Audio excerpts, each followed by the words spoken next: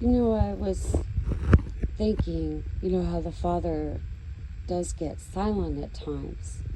Well, there's been things revealed and given, but for whatever reason, it wasn't something to speak at the time. Right now, in Isaiah 3, everybody talks about the judgment in the day of the Lord. Well, Isaiah 3 says, "For behold, the Lord of hosts, taketh away Jerusalem and Judah, and the stay and the staff, the whole stay of bread, and the whole stay of water. The mighty man and the man of war, the judge and the prophet and the prudent and the ancient, the captain of 50 and the honorable man, and the counselor and the cunning artificer and the eloquent ordinator. I will give children to be their princes, and babes shall rule over them, and the people shall be oppressed, everyone by another, and everyone by his neighbor. The child shall behave himself proudly against the ancient, and the base against the honorable. When a man shall take hold of his brother of the house of his father, saying, Thou hast clothing, be thou our ruler, and let this ruin be under thy hand." That's what we're seeing today. "In that day shall he swear, saying, I will not be a healer, for in my house is neither bread nor clothing. Make me not a ruler of the people. For Jerusalem is ruined, Judah is fallen, because their tongue and their doings are against the Lord, to provoke his eyes of his glory. The shew of their countenance doth witness against them, and they declare their sin is Sodom, they hide it not. Woe unto their soul, for they have rewarded evil unto themselves. Say to the righteous that it shall be well with him, for they shall eat the fruit of their doings.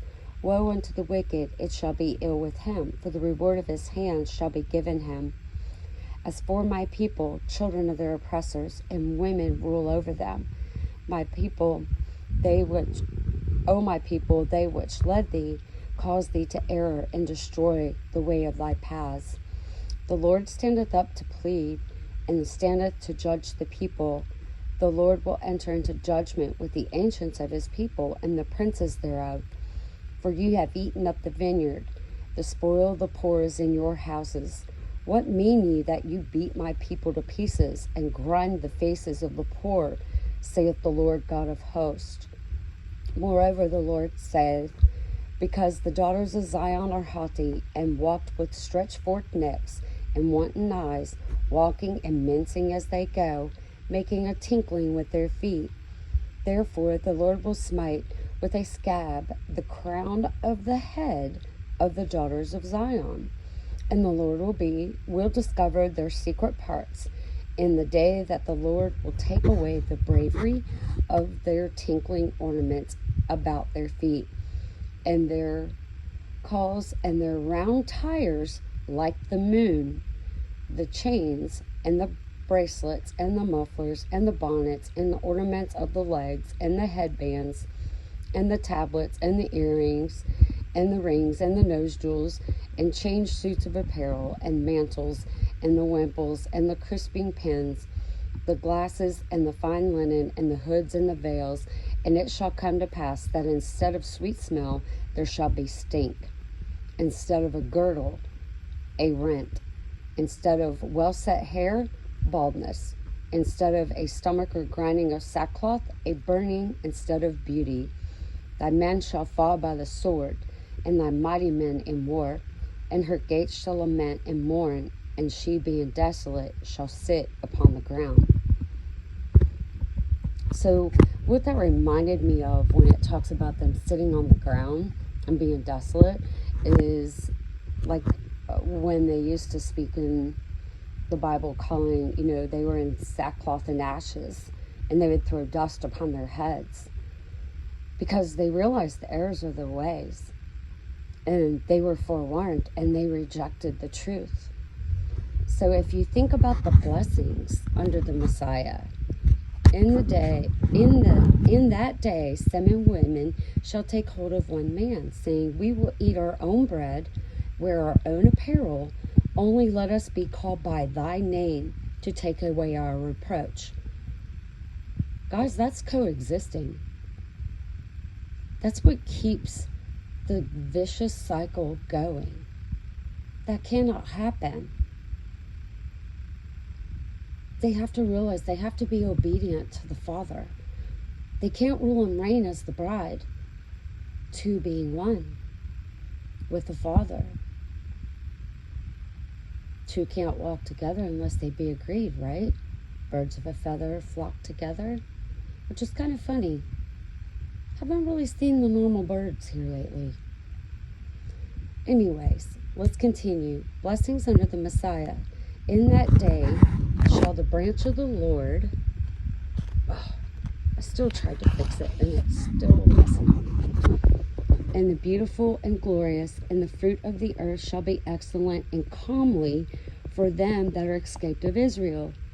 And it shall come to pass that he that is left in Zion, and he that remaineth in Jerusalem, shall be called holy, even one that is written among the living in Jerusalem. And the Lord shall have washed away the filth of the daughters of Zion, and shall purge the blood of Jerusalem from the midst thereof by the spirit of judgment, and by the spirit of burning. The Lord will create upon every dwelling place of the Mount of Zion, and upon her assemblies, a cloud and smoke by day, and the shining of a flaming fire by night. Upon all the glory shall be a defense, and there shall be a tabernacle for a shadow in the daytime from the heat, and for a place of refuge, and for a covert from the storm and the rain. You got to think, when you're not on the right path, and the Father wants to correct us, storms of life come, rains of destruction come, when we depend on ourselves. We have to learn to depend on the Father. And not doing so is disobedience, and the rod is used for correction. I mean, we're literally living this. And Joel 2 and Obadiah 1, which Obadiah only has 1 book in the whole book, in the whole Bible. And it's pretty interesting how they correlate, and things are not as they appear when you walk by faith. The destruction is all the lies and all the selfishness, and those who are self-righteous and read a book by a cover, and they don't read the book, and that brings judgment. And if they already know that they're being defiant, they've rejected God. They already know who they are. They already know what's going to happen. So of course people would want to be called by the Father's name. Shadow just came and touched me on the leg. But everything has meaning, and things don't need to be always taken at face value. The Father has a purpose for everything, bad or good, but it's all His glory and not our own. Today being the harvest moon and bringing in the sheaves.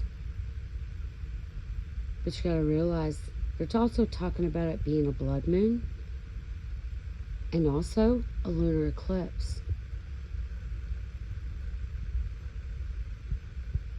Really does make you think of Joel, Obadiah 1, the only book, and it's talking about the judgment.